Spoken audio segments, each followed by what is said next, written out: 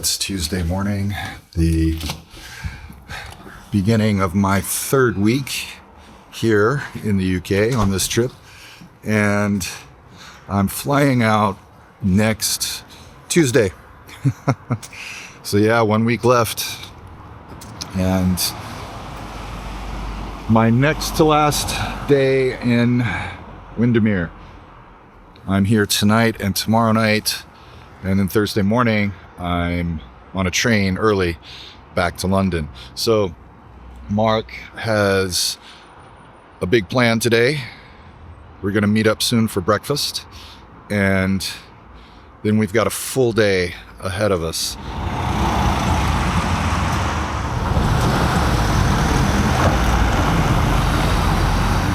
We just had a fantastic full English at Utopia, the place that wasn't open at 7:30 yesterday, but it was very, very, very good, even though I didn't film anything, but I did snap a picture, which I can show you. And now we are on our way to some caves. White Scar Caves. And hopefully they're not flooded, and we'll be able to do the 11 o'clock tour. We'll see when we get there.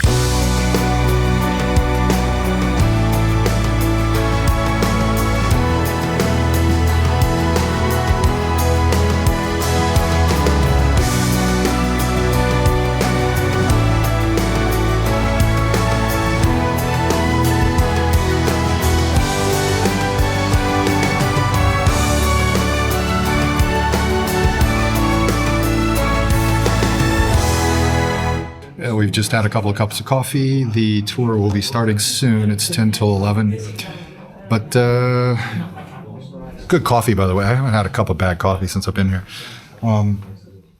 Can't take my camera down. Well, I can take it down, but I can't film anything while I'm down there. So won't be able to show you the inside of the cave, but I'll tell you how great it was when I'm out. We were handed some hard hats, which saved me from a few lumps on the head, and given some ground rules, which included evacuation instructions in case there was a threat of flooding from sudden rain, something that does happen from time to time. We were allowed to take photos.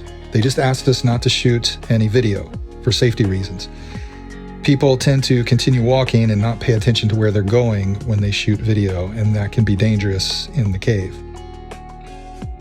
We saw some interesting rock formations and got a little bit of the history of the discovery and exploration of the cave and how it was prepared for opening to the public. It was a cool little tour, and on the way out, they let us go out at our own pace, and the guide followed up behind us. All right, we're out of the cave. It was a great time. Loved it. And I'm happy to have that hard hat off. It did save my skull a few times, though. Several times.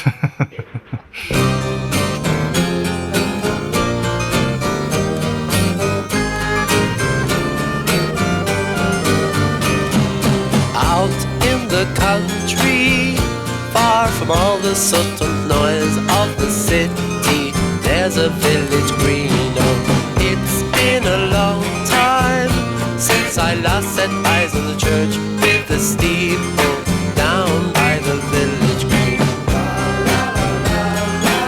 'Twas there I met a girl called Daisy and kissed her by the old oak tree. Although I loved my Daisy, I sought fame, and so I left the village green. I miss the village green and all the simple people. I miss the village green, the church, the clock, the steeple.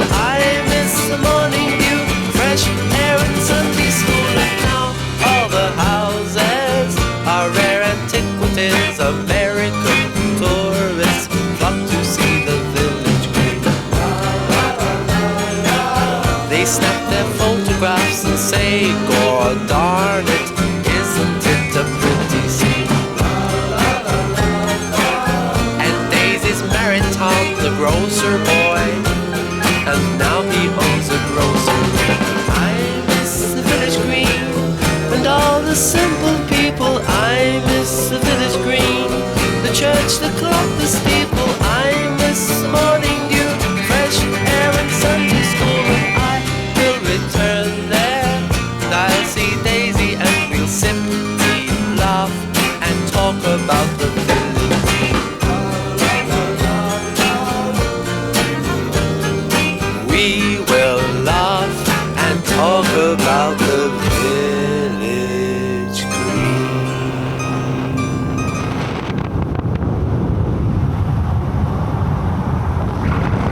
we stopped for lunch in the little village of Hurst Green, not far from Stonyhurst College, where Arthur Conan Doyle was once a pupil, and J.R.R. Tolkien sometimes stayed while visiting his son.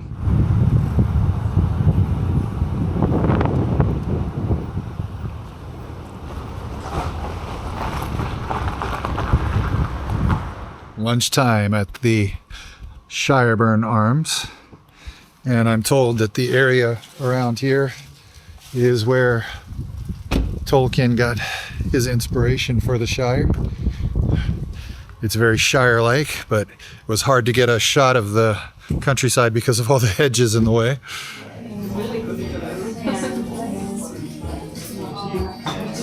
So I got a cheese and onion pie with chips and beans, and I got a side of mash.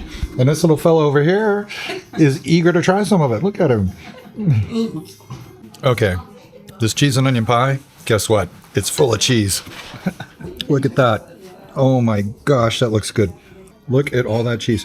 This is my first Lancashire cheese and onion pie. Never seen them on the menu until this trip. Mark tells me you don't see them much down south. Nope. So, very happy I ordered this. It was going to be this or the steak and ale pie, and I'm glad I went with this one. It is fantastic. Look at all that cheese. After lunch, it was time to head over to Mark's neck of the woods to meet up with Lucy and the boys and get ready for our evening adventure. Lucky for me, that meant more amazing scenery along the way.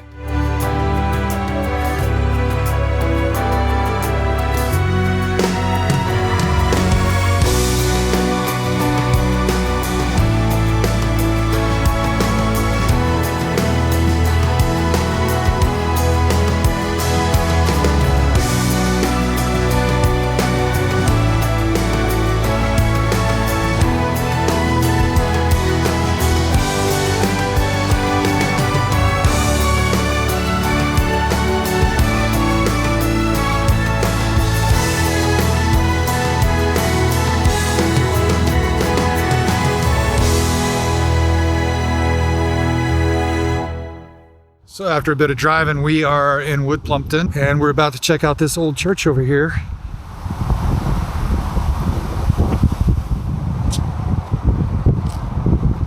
Mark took me to the church, St. Anne's, to see the grave of the Wood Plumpton witch, Meg Shelton. It's said that when she died, she had to be buried 3 times because the first 2 times she clawed her way out of the ground. So the 3rd time she was buried upside down and the stone placed over her grave to prevent her from clawing her way out. I guess it worked.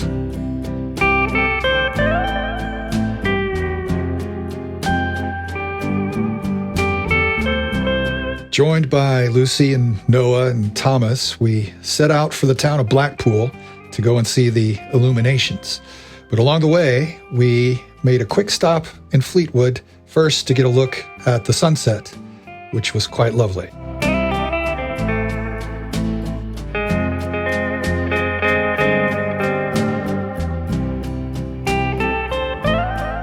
And then to grab a bite of fish and chips from a local chippy. Haddock and chips. This is a medium. The fish and chips are destroyed. I had some help from Tom with the chips. Thank you, Tom. What about me? What about me? You didn't help me with my chips. You helped yourself with your own chips, I think. And now we are off to the illuminations.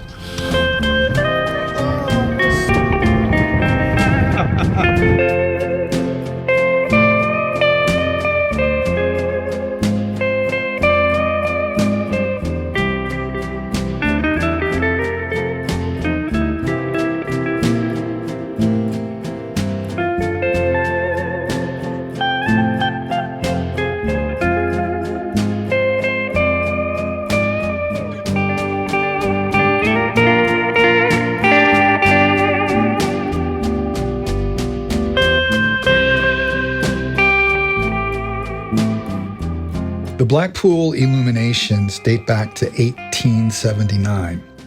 Today, it's an annual event that since 2020 is 100 days long. Prior to that, it was about 66 days. The lights stretch across over 6 miles, around 10 kilometers, and consist of over 1 million light bulbs.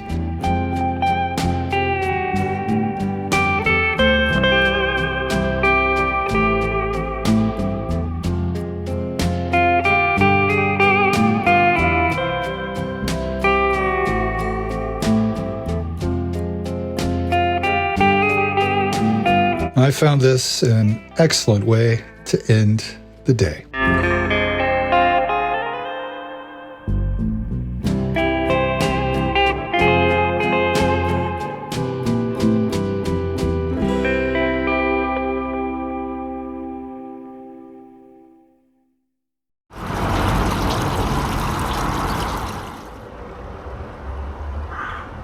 Hello there, it is Wednesday morning, September 25th, and it's cold today. It's a bit colder than it has been the last few days. We had a cold front come in and it brought some rain with it. So now we've got a little bit of a drizzle going right now, just a few random drops. We're expecting more rain later this evening. So I'm on my way now to meet Mark for breakfast at his B&B.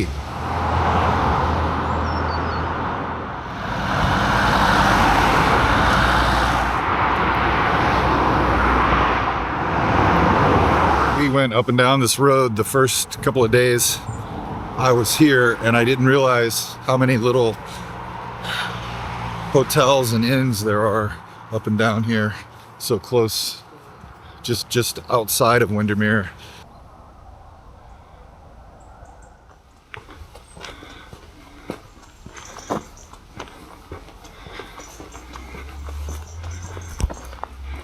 Mark's already waiting for me. In the dining room, we tore into some homemade Greek yogurt and an English breakfast. Breakfast was amazing. Really good.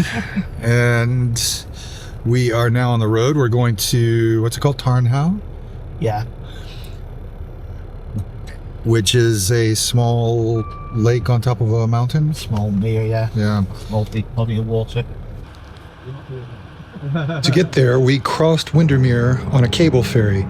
There's been a ferry operating here at this location for over 500 years.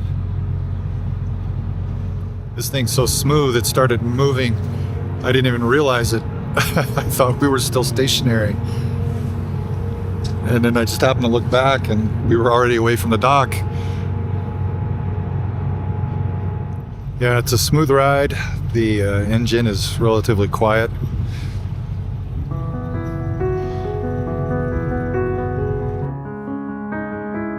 And then we drove through more of the Lake District's lovely scenery.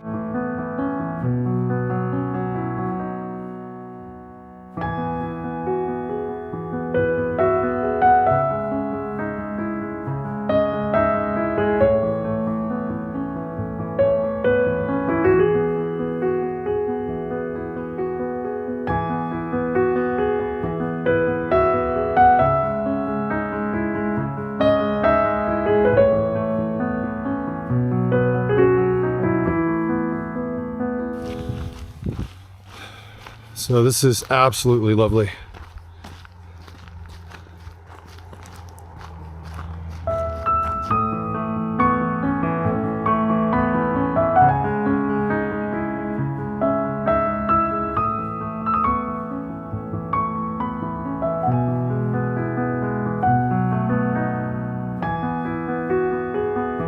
I don't think I've seen ferns so dense, you know, just huge patches of them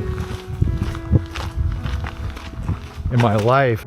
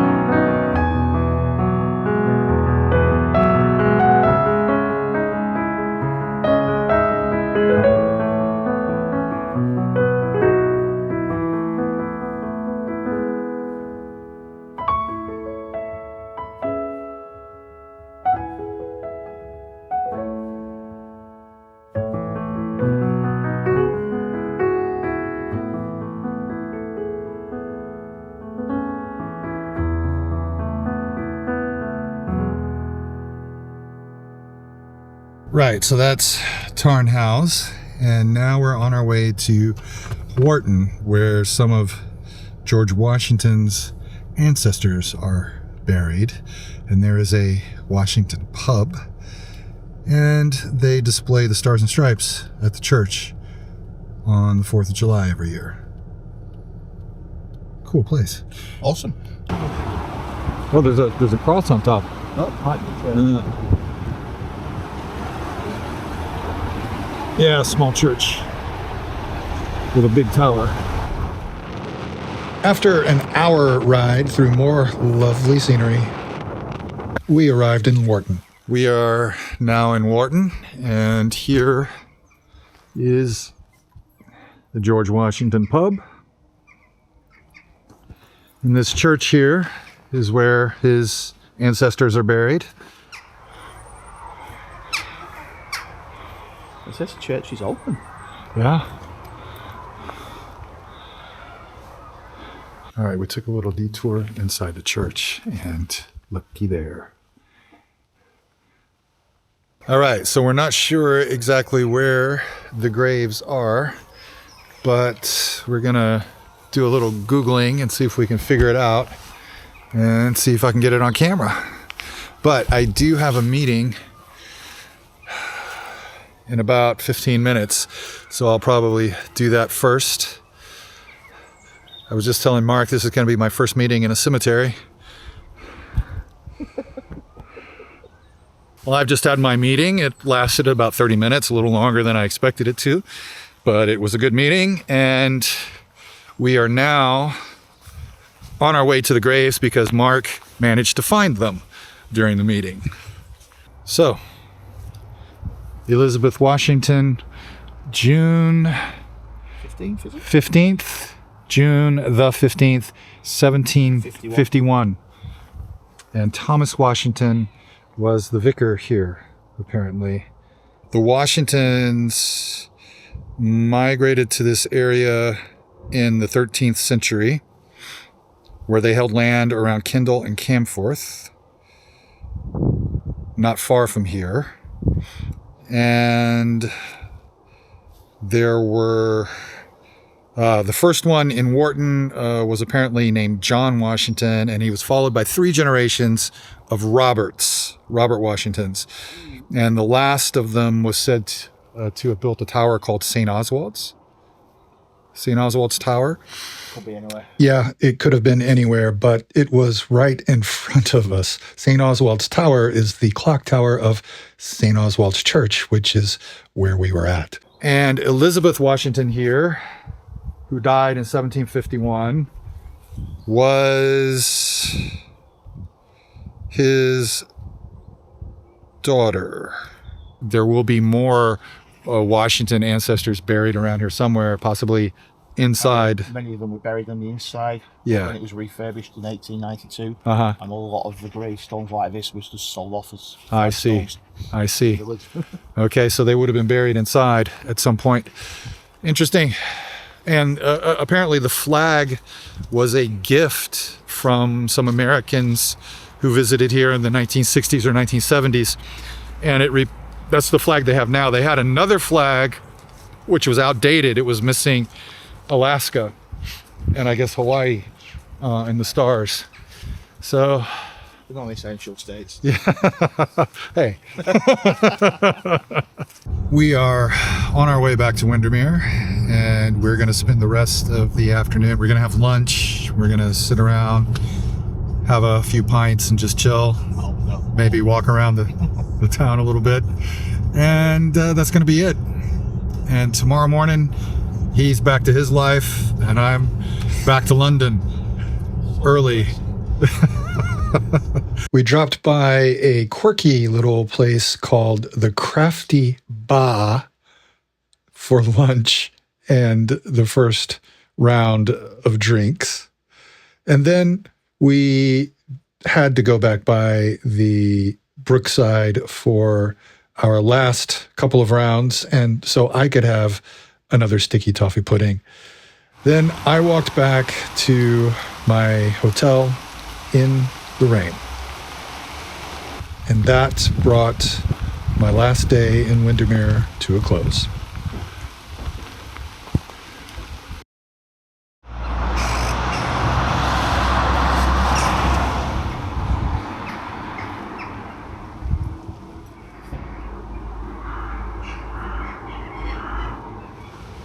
Good morning. It's Thursday, and I'm heading to the train station. I've got a train at 7:56 back to London. I'm going to be arriving at Euston Station. Right now it's just about 20 after 7. So yeah, I'm very, very early. And that's because I would rather wait at the train station than sit around in the hotel room. Just because. So I've been in that hotel room 6 nights. That's the longest stay at any one place on this trip.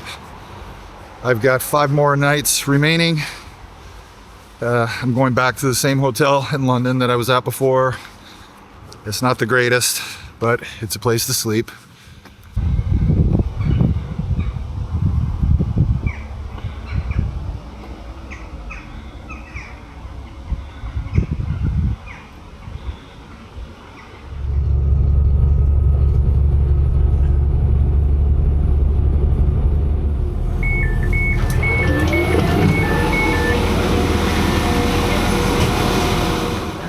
Now I've got to catch the Avanti West train here. It leaves at 8:25, so I've only got about 10 minutes to wait, not too long.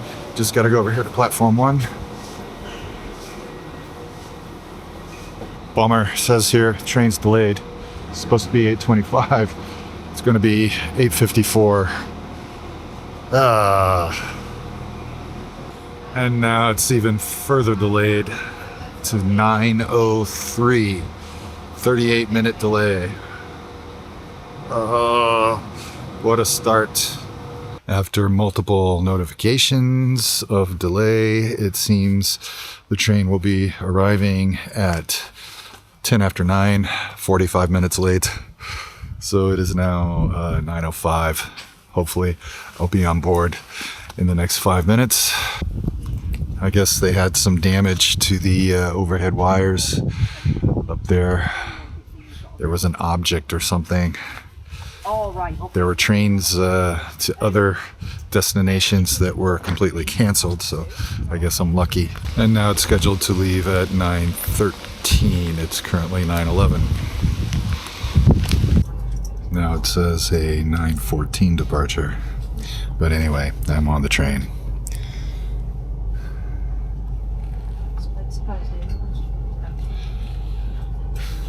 I am in London at Euston Station. We arrived 53 minutes late at 12:05.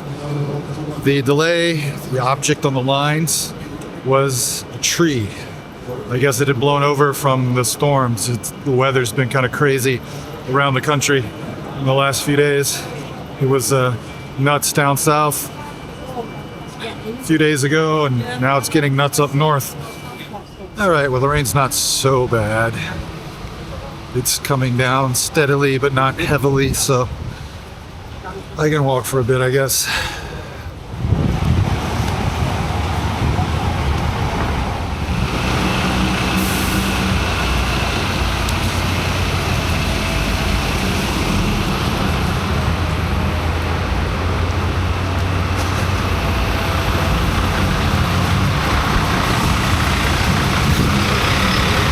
The rain has stopped, the sun is shining, and I've got a chicken avocado basil sandwich and a 5-berry bowl, yogurt, and an Americano, all from Pret. So I'm making my way to Regent's Park to eat my lunch here. This looks like as good a place as any to pull up and eat. And so I shall. I'm eating my 5-berry bowl. Chicken avocado basil sandwich. And look at this. Got some visitors. So there's some pretty big slices of avocado on there.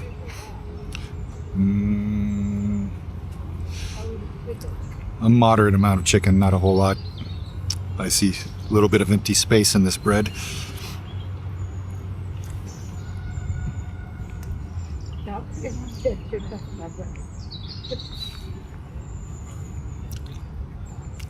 It'll do.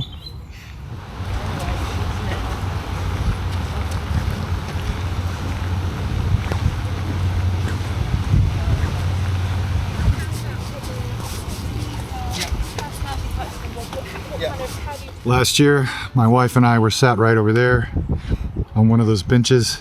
A duck or a goose or something, it was a duck or a goose, I don't remember which, came up and started pecking her on the foot, wanting to be fed.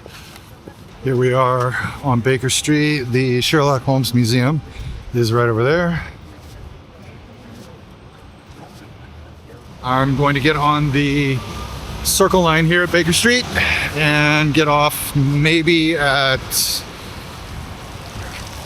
Goldhawk Road.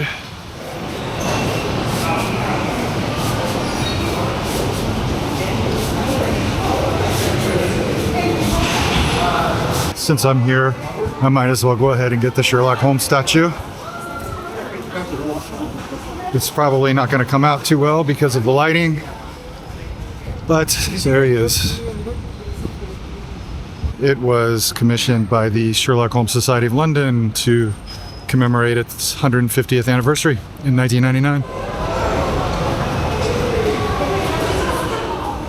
I love visiting Baker Street Station. Among all of the stations I've visited on the London Underground network, this one is by far my favorite. I think mostly it comes down to the architecture, but I do enjoy hanging out on the platforms here.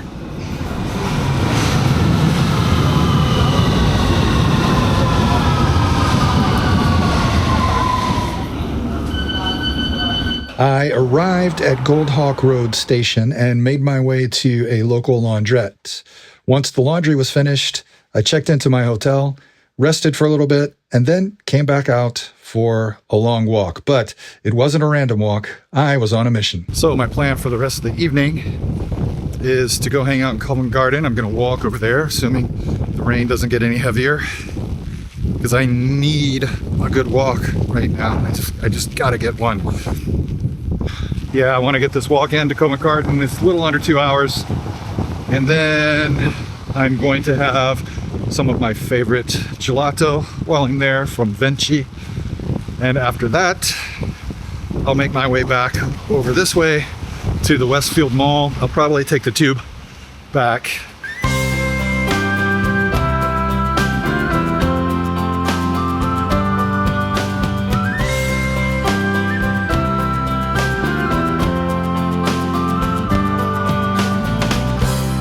I've been loving you a long time,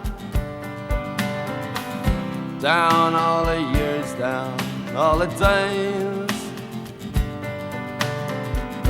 and I've cried for all your troubles, smiled at your funny little ways. Right here is a chocolate shop, Noops. They have chocolate ice cream, hot chocolate, cold chocolate drinks, and just chocolate, I guess. We had some chocolate ice cream here last summer. It was really, really nice. And here we go, St. Mary Abbott's Church. I saw this place last year. I did not go in and check it out. There's been a church on this site since the 12th century. The knight, a Norman knight who owned the lands around here that are now Kensington, donated some of the land to Abingdon Abbey because they cared for his son when his son was ill. His son did die eventually from the illness, but in gratitude for their care, the father donated some of this land to the abbey. And the abbey later established a church and parish here. Look at this, the sun's out again and there's blue sky. It was raining pretty good when I went inside there about 10-15 minutes ago.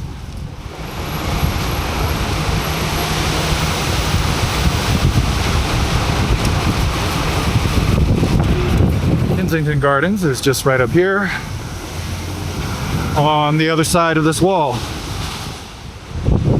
Since I was planning to walk through Kensington Gardens anyway, I decided to take a small detour to get a shot of Kensington Palace.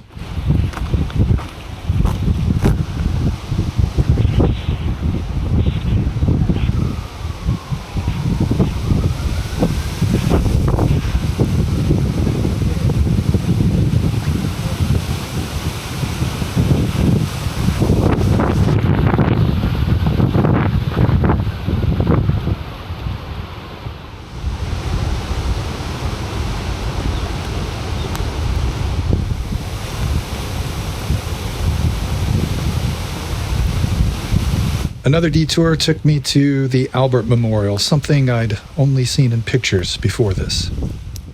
All right, that is Albert. Let's see.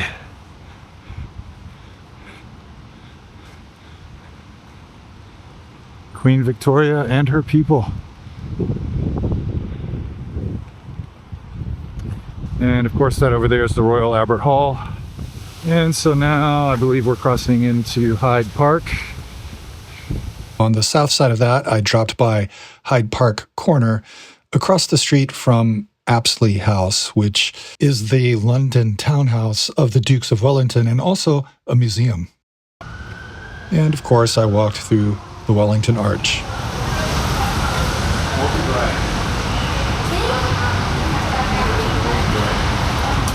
I walked along the north edge of Green Park toward the Ritz Hotel, and then I made yet another detour. I'm going to go ahead and hop down through here onto Jermyn Street and see if I can find the old Isaac Newton house.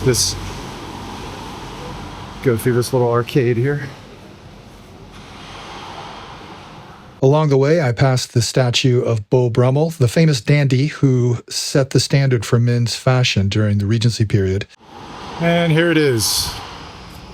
Sir Isaac Newton lived here. Piccadilly Circus is straight up ahead, up that way.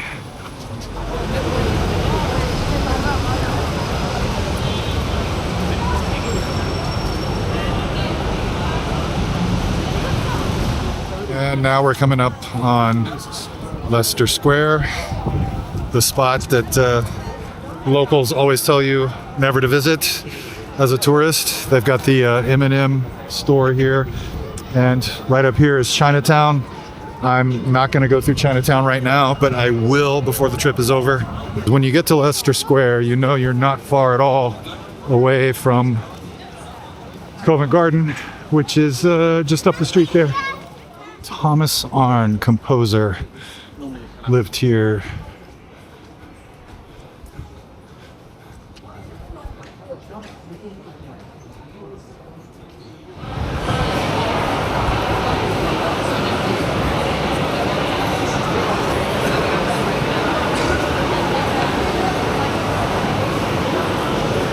All right, they had my favorite flavors. I'm happy.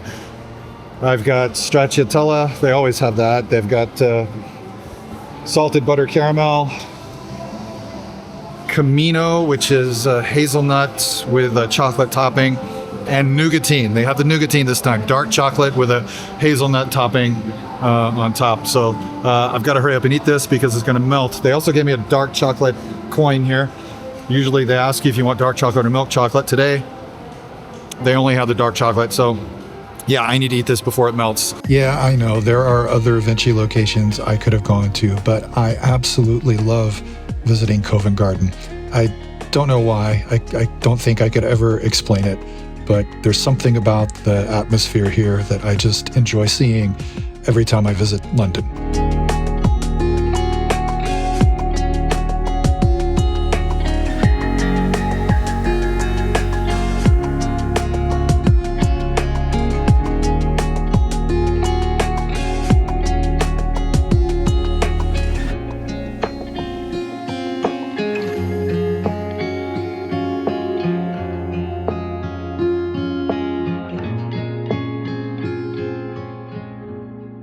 know what? Why don't I go ahead and cut through Chinatown?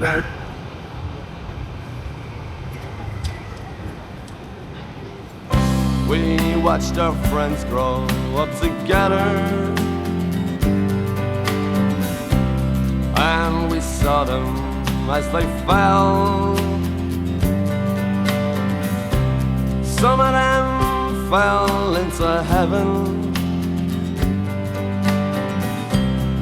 some of them fell into hell.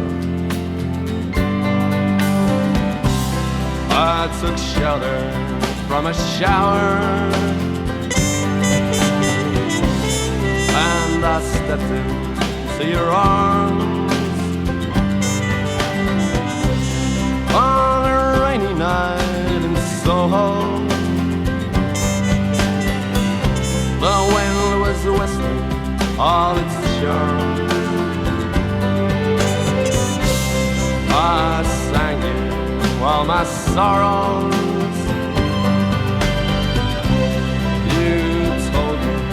All your joys. Whatever happened to that old song? To all those little girls and boys.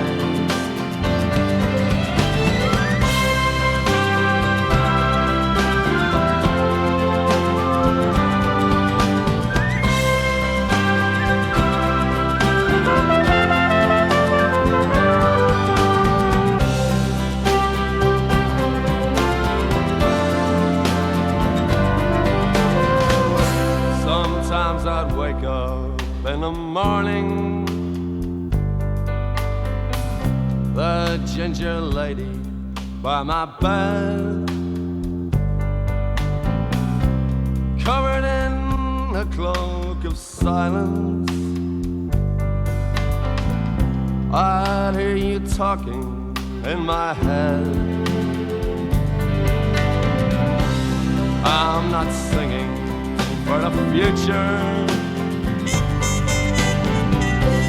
I'm not dreaming of the past. I'm not talking of the first times. I never think about the last. Now the song is nearly over. We may never find out what it means. Still, there's a lot I hold before me. You're the measure of my dreams, the measure of my dreams. But I'm all set, and I think I'm going to leave you here for tonight. Tomorrow, I expect I'm probably still going to stay in London tomorrow. I've got a thought in my head to head up to the northeast corner of the city, up beyond Hampstead Heath. There's a reason I want to go up there, and I'll tell you and show you when I get there. So, I'll leave you here. And if I haven't said it already, thanks for watching and liking and subscribing. And I'll see you next time. Just wish me luck with all of this, and a peaceful, restful night. Bye-bye. On a rainy night in Soho, the wind was whistling all its charms. I sang you all my sorrows.